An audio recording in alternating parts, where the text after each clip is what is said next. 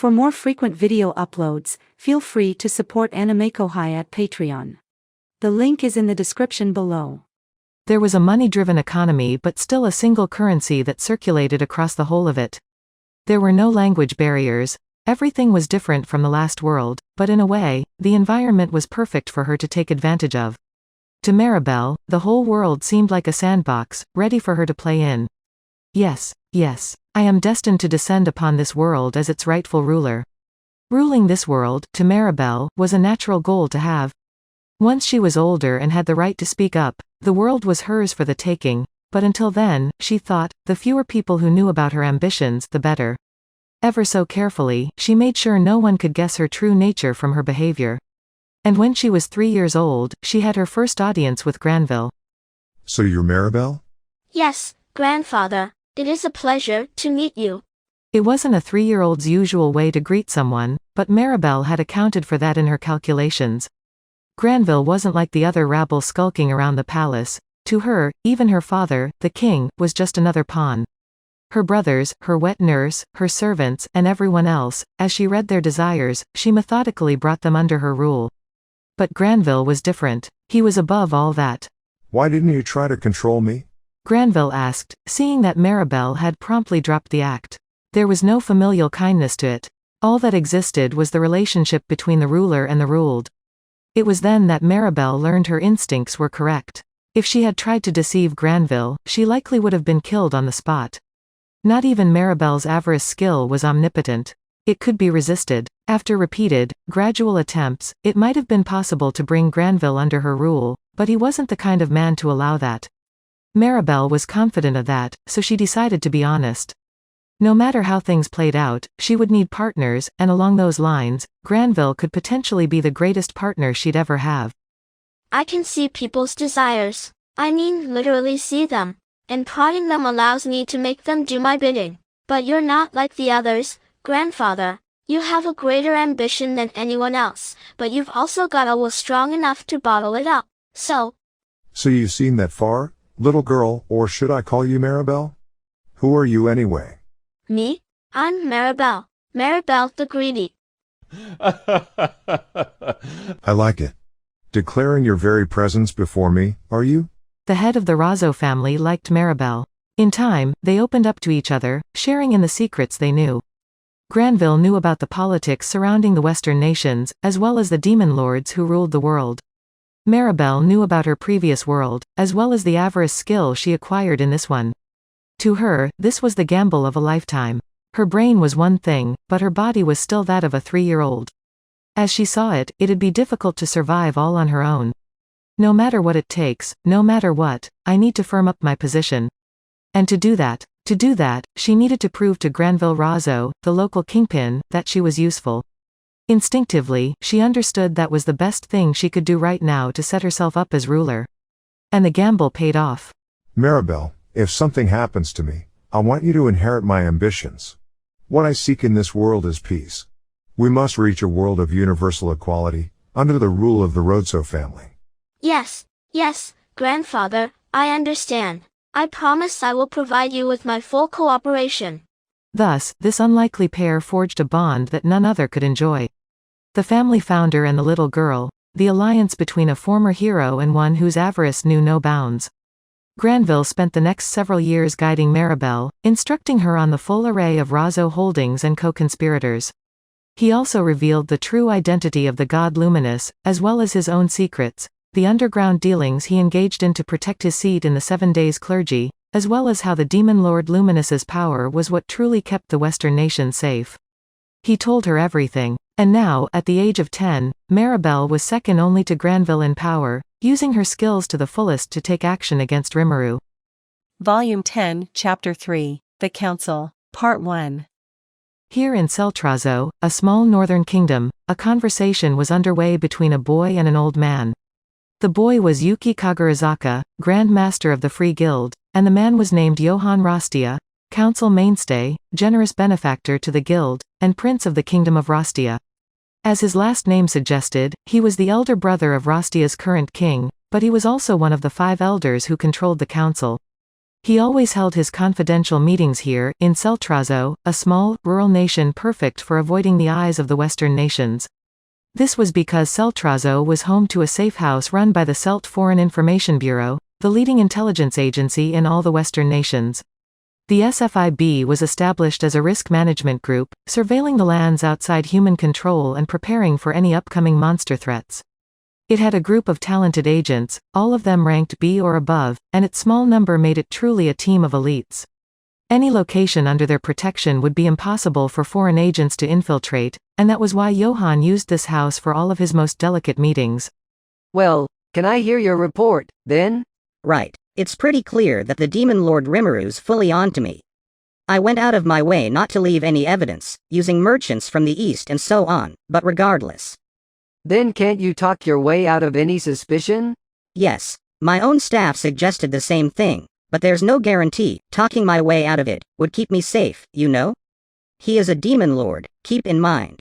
Rile him the wrong way, and it'd be like stepping on a tiger's tail. Yuki didn't hide the fact that Rimuru was suspecting him. He had no reason to.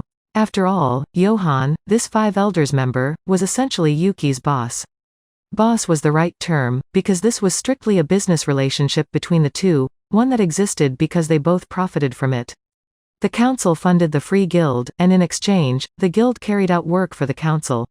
It was a simple, give-and-take sort of agreement, on the surface. From the guild's point of view, they couldn't survive without support like this from the world's nations, the funding and preferential access it received for its organization's work. The guild had more influence now than back in its Society of Adventurers days, but in terms of power, it still wasn't above the council. It was the behind-the-scenes support from Johann the Elder that helped Yuki develop the Free Guild as much as he had these past few years. That was another reason Yuki had to mind his manners around him. And you can't defeat this demon lord? Are you kidding me? The way I see it, you could assemble 100 rankers, and it still wouldn't be possible. You'd go that far? Perhaps it's smarter not to make him our enemy, then. But Johann paused, his sharpened eyes glaring at Yuki, before continuing.